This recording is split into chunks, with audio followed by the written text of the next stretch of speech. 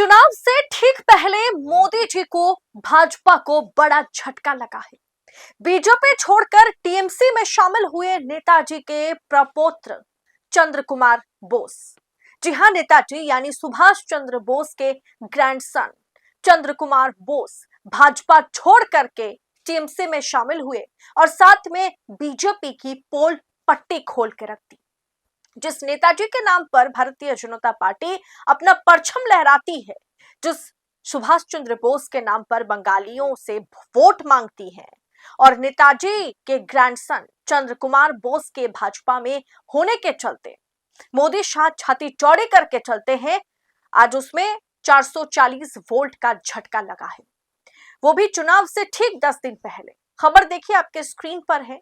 नेताजी के प्रपौत्र चंद्र कुमार बोस टीएमसी में शामिल, बीजेपी पर लगाए गंभीर आरोप। बताऊंगी, सुनाऊंगी आगे आपको कि चंद्र कुमार बोस ने बीजेपी में रहते हुए उनके साथ किस तरीके की धोखाधड़ी हुई है, किस तरीके की राजनीति भाजपा के अंदर चलती है। भाजपा इस देश पर जिस तरीके की राज चला रही है, जिस तरह की राजनीति कर रही है, वो कभी भी नेताजी के सोच या नेताजी के विचारधारा से मेल नहीं खाता है। और क्यों वो भाजपा से अलग हुए, ये वो खुद बोलते हुए, कहते हुए, इंटरव्यू देते हुए नजर आए, वो मैं आगे आपको बताऊंगी। लेकिन पहले बता दूं कि चुनाव 2026 दहलीज पर है और उससे ठीक पहले सियासत में एक बड़ा उलटफेर देखने को मिला। नेताजी सुभाष चंद्र बोस के प्रपौत्र चंद्र कुमार बोस ने भारतीय जनता पार्टी का साथ छोड़ करके तृणमूल कांग्रेस का दामन थाम लिया है। रविवार को कोलकाता में आयोजित एक कार्यक्रम के दौरान टीएमसी के वरिष्ठ नेता कीर्ति आजाद और ब्रात्य बसु की मौजूदगी में उन्होंने पार्टी की सदस्यता ली है। आपके स्क्रीन पर वीडियो है। टीएमसी का झंडा थामने के बाद चंद्र कुमार बोस ने भाजपा पर तीखा हमला बोला है। उन्होंने कहा कि भाजपा नेताजी सुभाष चंद्र बोस के नाम का इस्तेमाल तो करती है, लेकिन उनके सिद्धांतों पर नहीं चलती। उन्होंने कहा कि भाजपा में नेताजी के विजन के साथ काम करना नामुमकिन था। वहां की कार्यशैली ने मुझे नेताजी के आदर्शों पर चलने की अनुमति नहीं दी। उन्होंने आरोप लगाया कि आज देश में सांप्रदायिक नफरत, विभाजन की राजनीति चरम पर है, जिसका नेतृत्व भाजपा कर रही है और मुझे इससे परहेज करना चाहिए। दोस्तों, आज के समय में सत्ता की आंखों में आंखें डालकर पत्रकारिता करना मुश्किल हो गया है। हमारे 4PM नेशनल यूट्यूब चैनल और फेसबुक चैनल को, जिसे आपका प्यार और विश्वास हमेशा से मिलता रहा, उसे बंद करके सरकार ने यह साबित कर दिया कि वो आपके सवालों से कितना डरती है। मुश्किल दौर है, लेकिन हम ना रुके थे और ना ही रुकेंगे। हम सच के लिए हमेशा लड़ते रहेंगे। ऐसे में 4PM उत्तर प्रदेश यानी 4PM यूपी को ज्यादा से ज्यादा ज्वाइन करें और स्वतंत्र पत्रकारिता को जिंदा रखने के लिए जितना हो सके उतना हमारा आर्थिक सहयोग करें। आपके सहयोग से ये जंग हम जीत कर रहेंगे। चंद्र कुमार बोस ने बंगाल और देश की जनता का आह्वान करते हुए कहा है कि अब समय आ गया है जब विभाजनकारी राजनीति को रोका जाए। उन्होंने कहा, ये समय केवल चुनाव लड़ने का नहीं बल्कि भारत को बचाने का है। भाजपा जिस तरह बांटने वाली राजनीति कर रही है, उसे खत्म करने की जरूरत है। अब लड़ाई शुरू हो चुकी है।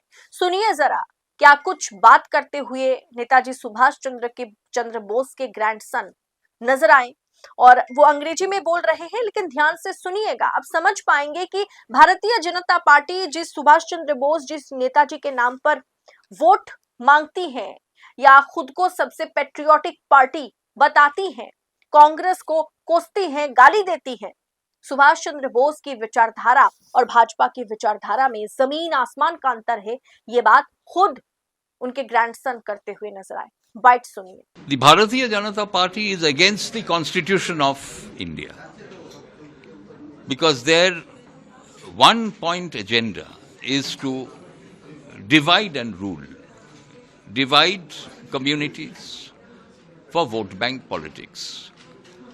The British, their policy was divide and rule. We drove out the British. But nothing much has changed as far as the BJP is concerned.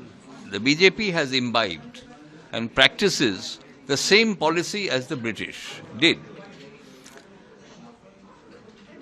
Instead of uniting all communities for the development of the nation, they bring religion into politics, which is a policy which was vehemently opposed by my grandfather Sarat Chandra Bose and his younger brother Netaji Subhash Chandra Bose.